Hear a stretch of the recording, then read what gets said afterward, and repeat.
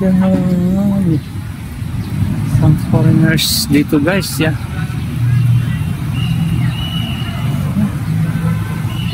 Ating lampos, so parang Spain na Spain ang dating niya guys, yan.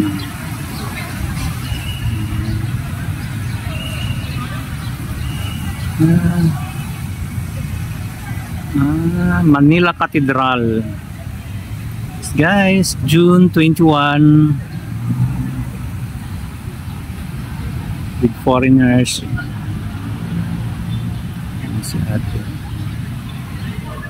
Mga Spanish yan. Dito sila guys. Oras guys, oh. First clap.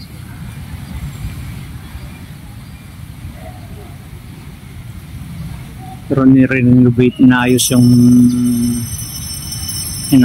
upper part.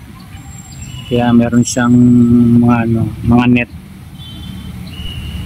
with scrap holding guys. Inaayos yung tower or bell tower. Manila Cathedral, yeah.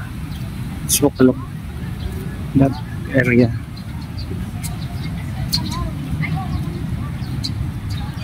Yeah.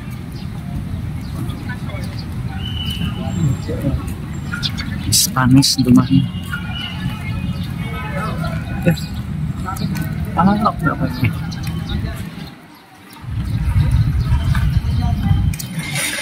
Hindi na pwede pumasok, sir? Hindi na pwede pumasok? Saan ang entrance? Doon sa kabila side. Okay, thank you. Teka, sandali. Pipigure ako dito. Guys, ang cathedral yan.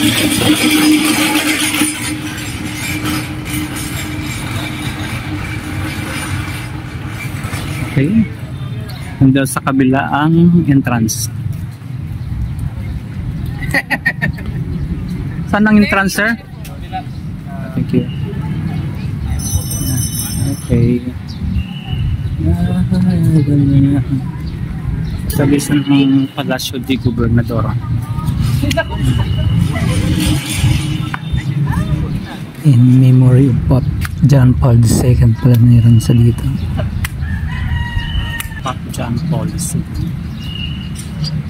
Perpetual memory.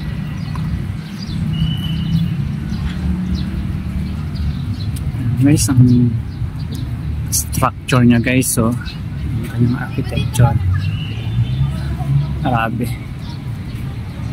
napakaganda.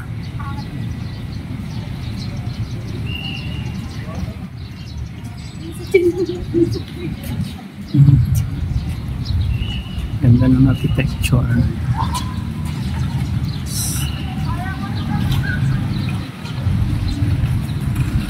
Ito yung pinakasikat na cathedral sa Pilipinas guys, Manila Cathedral. So we're going to get inside. Entrance only. Yes.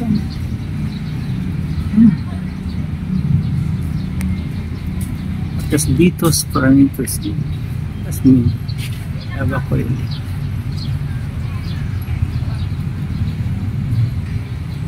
Guys, naka-steady tayo. Good afternoon, sir.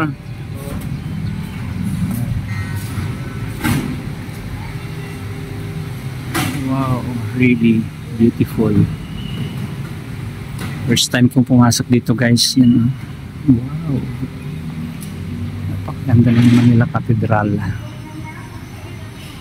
Napakarami ng mga sikat na celebrities dito kinasal guys. But what matter most is siguro ang kanilang pagmamahalan, kasi karamihan din ng mga nagpakasal dito nauwi rin sa separation. Only God knows. Pakaganda guys, grabe. It's a huge church. Architecture, I love the architecture. Yeah. Guys, ganda. Ceiling. Wow. Unbelievable.